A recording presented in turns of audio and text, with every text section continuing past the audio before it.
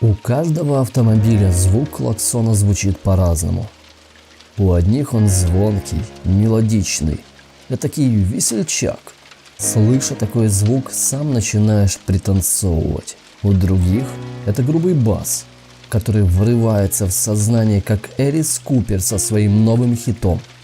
Но звук, который я услышал в четверг 4:15, никогда не уйдет из памяти. В тот день я приехал с работы пораньше, поставил машину в гараж, прошел через холл на кухню. В холодильнике меня ждал кувшин со освежающим лимонадом, который приготовила моя дочь. На часах было 4:10. Элис с Софией должны были приехать с минуты на минуту, поэтому я вышел на крыльцо. Газон нужно было подстричь еще неделю назад, но, как всегда, времени не хватало.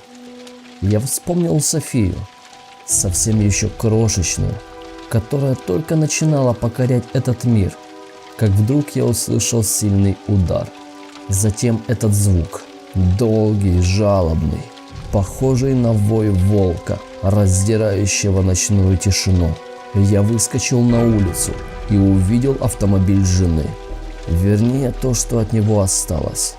Машина врезалась в старый орех, который рос в 50 метрах от дома. Издалека мне показалось, что на капоте лежит кукла, только сильно большая. Чем ближе я подходил, тем сильнее сжималось сердце. Это не кукла. Подруга моей дочери Вероника была зажата между машиной и деревом. Ее тело лежало на капоте, а из некогда карих глаз шли кровавые слезы. От удара тело Софии выбросило на капот, и тела двух девочек сплелись, как в темном магическом ритуале. Я подбежал к машине, схватил маленькое тельце Софии и прижимал к себе. Безжизненная голова моей дочери повисла у меня на плече, а я все прижимал и прижимал.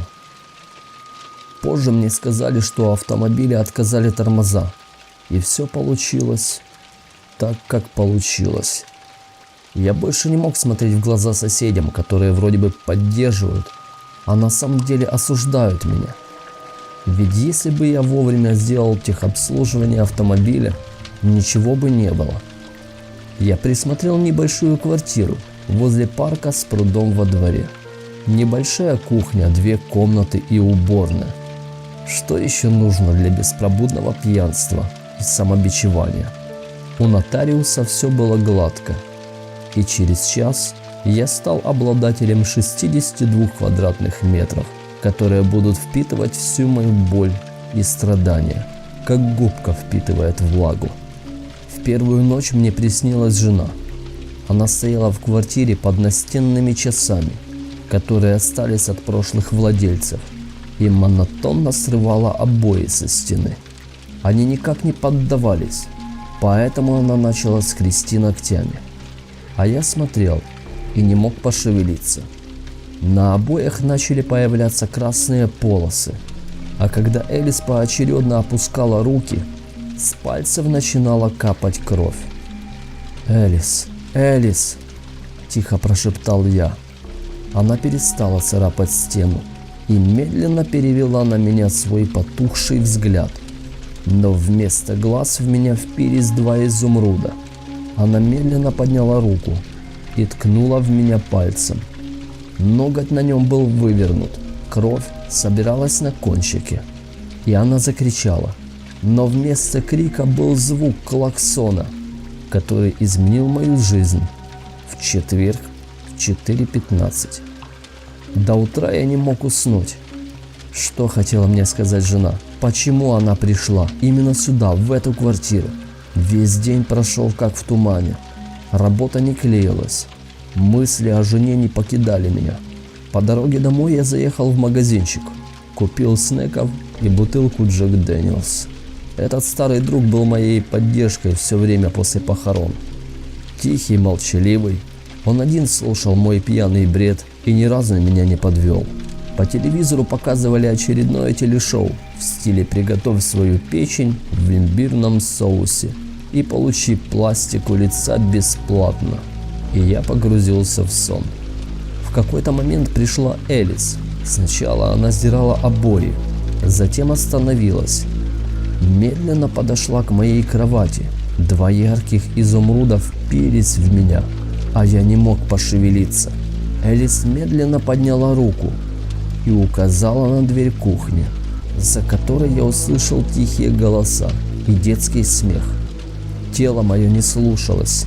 Первая попытка встать с кровати не удалась. Изумруды прожигали меня насквозь. Со второй попытки я смог обернуть одеяло и медленно направился на кухню. Около двери я смотрел на жену. Она сложила руки на груди и просто ждала. Я вошел на кухню и обомлел. За столом сидела Вероника вместе с моей дочерью.